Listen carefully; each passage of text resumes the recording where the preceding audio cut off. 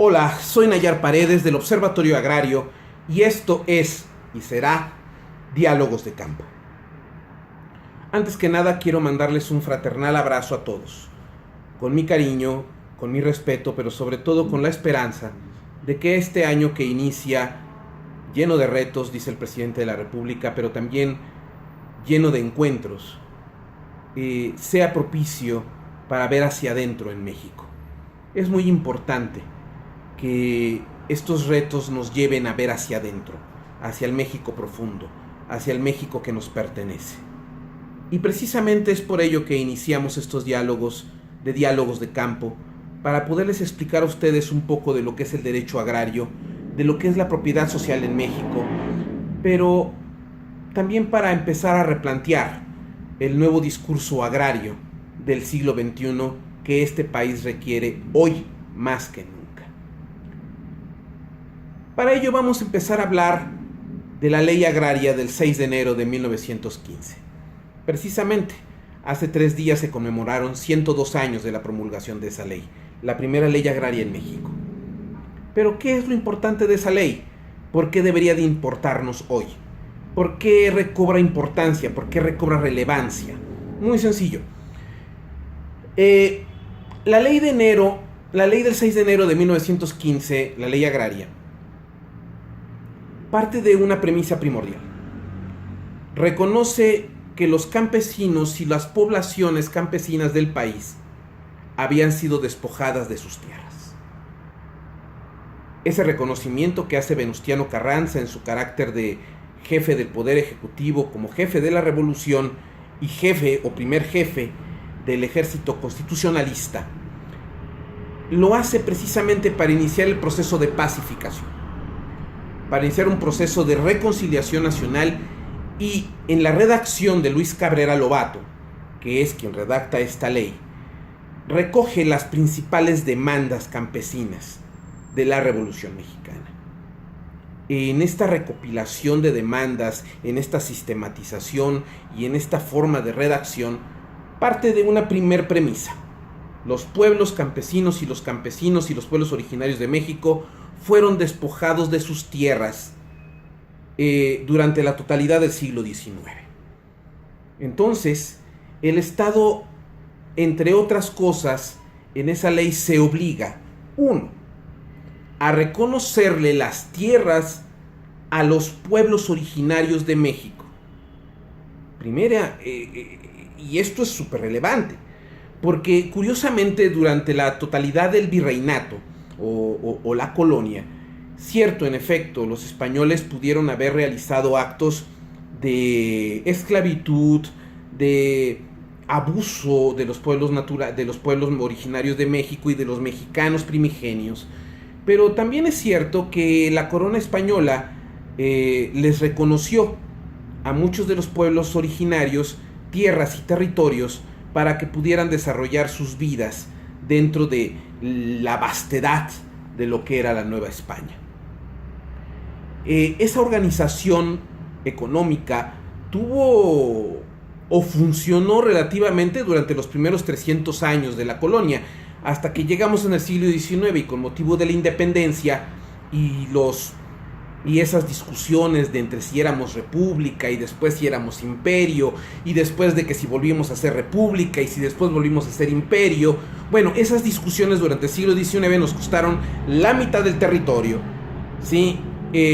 Una enorme sangría y una enorme desorganización política y social, la cual fue prácticamente pagada en libertad y costo social a los campesinos y a los pueblos indígenas originarios de este país. A mediados del siglo XIX, en 1856, si más no mal recuerdo, Lerdo, o las famosas leyes Lerdo de desamortización de bienes en manos muertas, decide quitarle primero las propiedades que estaban terriblemente concentradas en manos de instituciones religiosas y algunas privadas, para ponerlas a disposición de los laicos emprendedores o de los laicos liberales, ¿sí? Que afines al régimen decidieron poner a trabajar toda esa vastedad de territorio. Lo cierto es que ni Benito Juárez ni Porfirio Díaz lograron traducir en beneficios sociales esas políticas agrarias, sino al contrario. Para el censo de población de 1910 se obtiene que 840 familias eran propietarios del 97% del total de las tierras productivas del país. Eso agregado a que el 80% del total de la población mexicana, que recordaremos en esa época éramos prácticamente una población eminentemente campesina, vivía con algo que le llamaremos, por llamarlo forma amable, bueno, así se le llamó, y así algunos tratadistas, entre ellos Jesús Silva Herzog, decían que era el salario campesino, que realmente era un abuso, porque no había tal salario campesino, pero había una enorme concentración de la riqueza. Y a veces, y también esa concentración de la riqueza y esa enorme cantidad de tierras en muy pocas manos, tampoco era productivo. ¿Por qué? Porque esas tierras estaban concentradas en la propiedad de particulares, pero no necesariamente se producía esas tierras. Se manejaban en superficies muy grandes, pero también las economías eran a escala y no permitían el desarrollo masivo ni mucho menos el desarrollo extensivo de agricultura de alto perfil o de alto poder adquisitivo o de alto valor.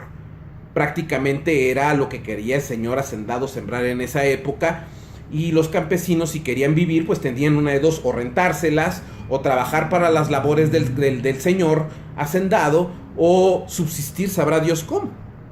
¿Por qué? Porque aparte no había otras opciones, ni industriales ni comerciales, en una época en donde las desigualdades sociales prácticamente impidían a cualquier persona desarrollarse libremente en un México de enormes desigualdades y de enormes concentraciones de riqueza. Así llegamos a la Revolución Mexicana, con un escenario en donde los campesinos no tenían nada, donde los campesinos lo único que tenían era la certeza de que al día siguiente tenían que trabajar, y si no trabajaban no comían, no podían tener acceso a los alimentos a las tiendas de raya, no podían disponer del pequeño espacio para que ellos pudieran dormir en forma hacinada, ¿sí? Sin seguridad, sin salubridad, sin educación.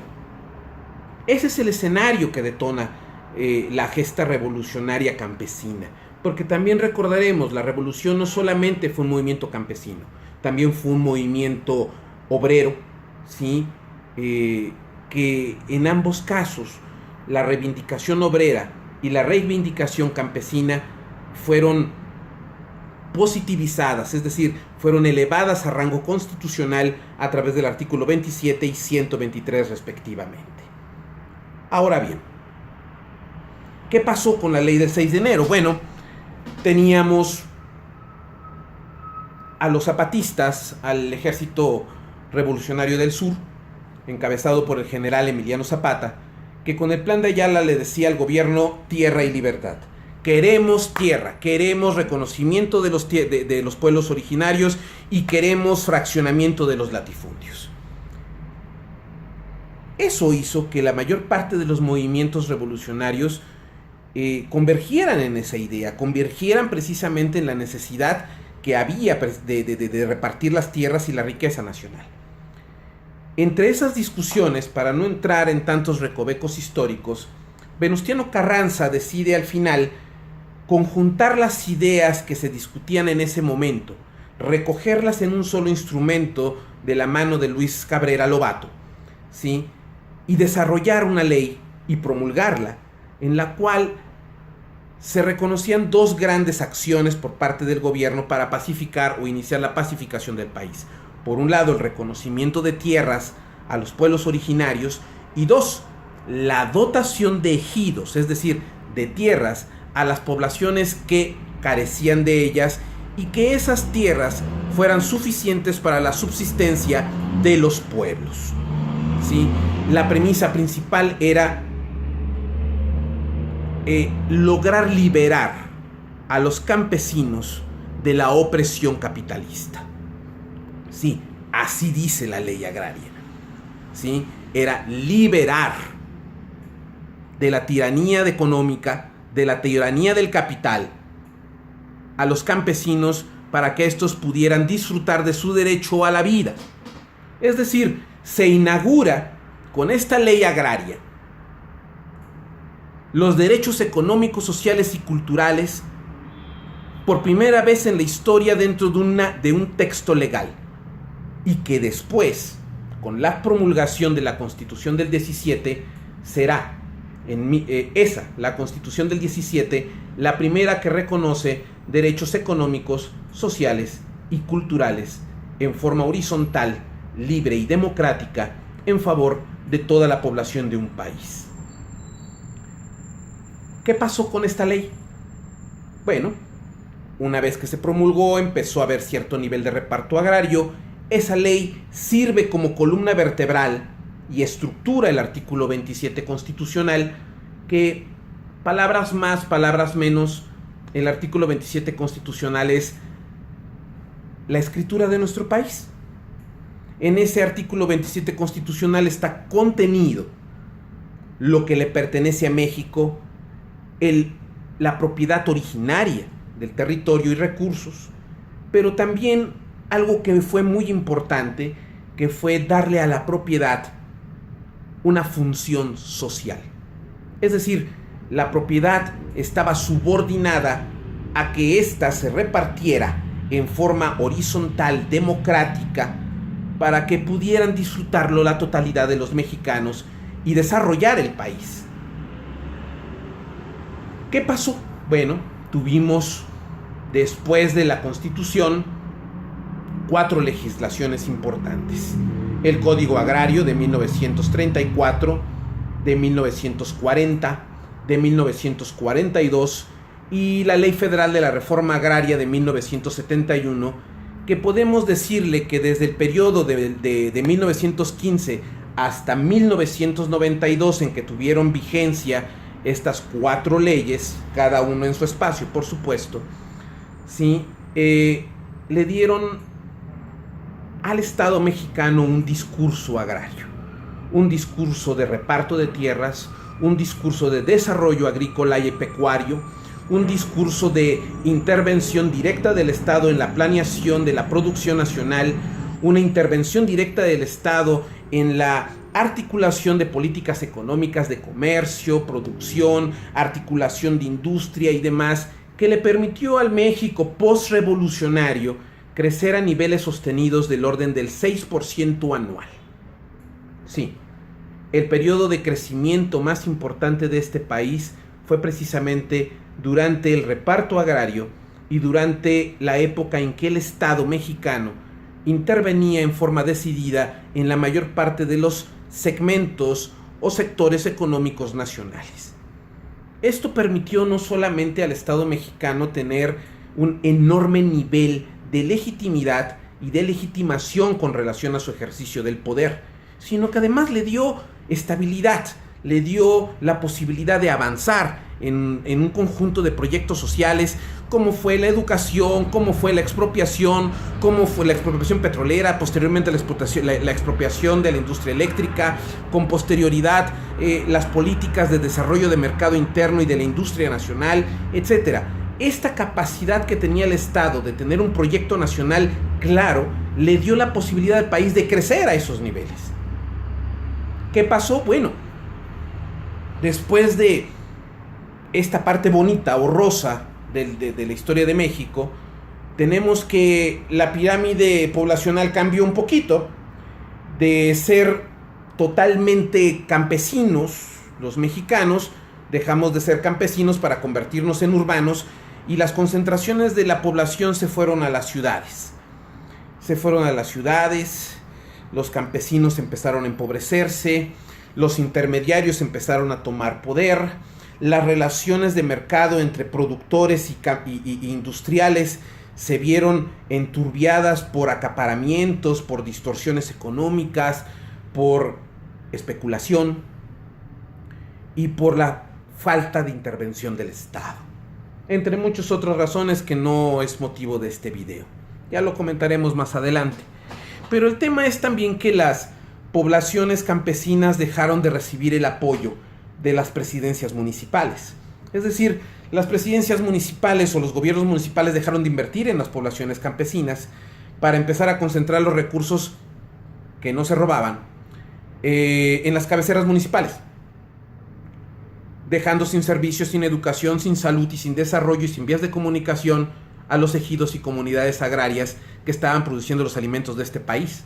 A eso hay que añadirle el empobrecimiento de los campesinos derivado de que los precios dejaban de servirles para su desarrollo, de que el valor agregado dejó de hacerse dentro de las poblaciones y que ese valor agregado industrial se pasó a las ciudades y ese superávit o ese beneficio del mercado dejó de transferirse de las ciudades a los campesinos.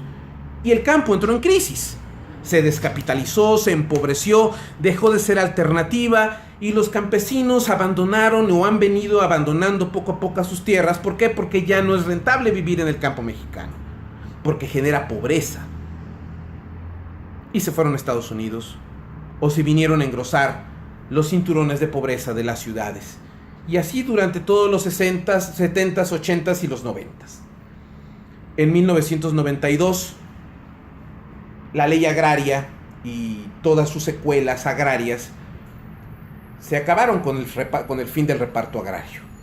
Carlos Salinas de Gortari en 1992 emite una reforma de ley, una reforma constitucional al 27, en la cual establece, entre muchas otras cosas, que ya no había tierras que repartir y que se tenía que acabar el reparto agrario. Que México entraba a la globalidad. Hoy le llamamos neoliberalismo. Y que ese ingreso a la globalidad implicaba necesariamente empezar a proteger la propiedad.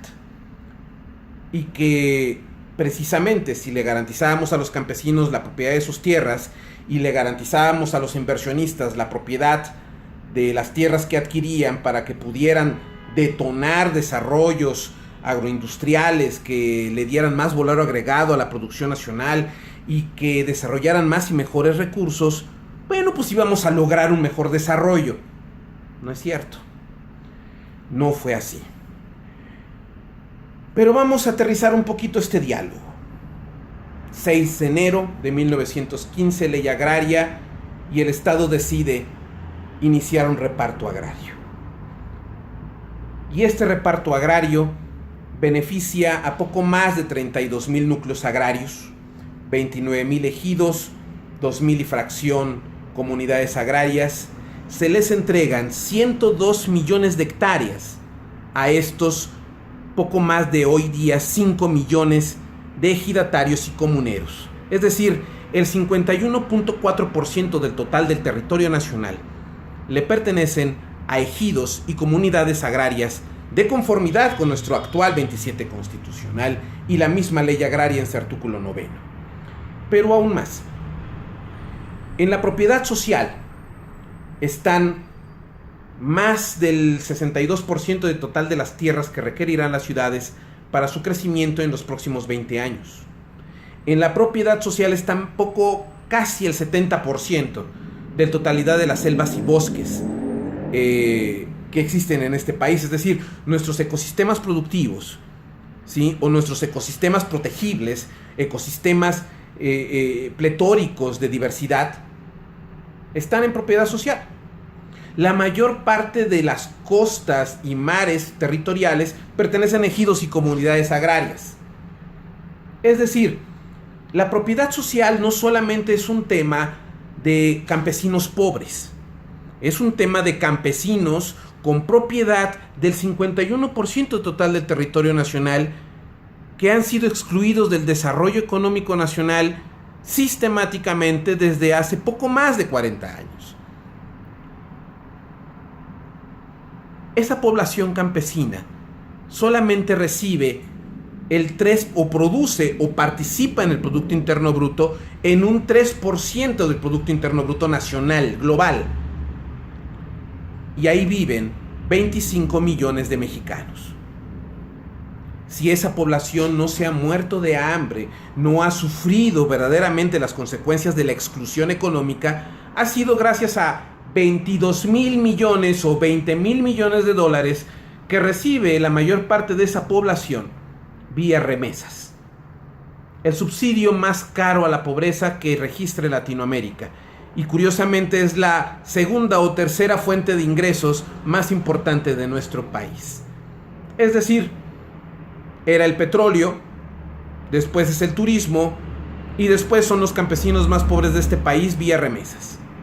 Pero el campo, el 51% del total del territorio nacional, solamente aporta 3%.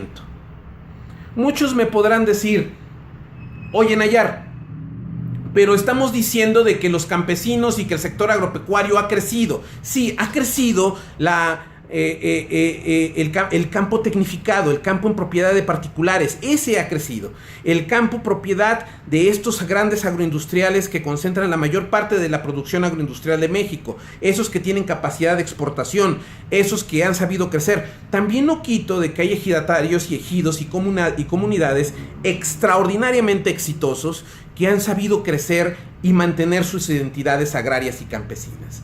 Pero lo cierto es que son excepciones. Los que concentran la mayor parte de la riqueza que produce el campo mexicano no son los ejidatarios y tampoco son los comuneros de este país. Y eso se tiene que cambiar.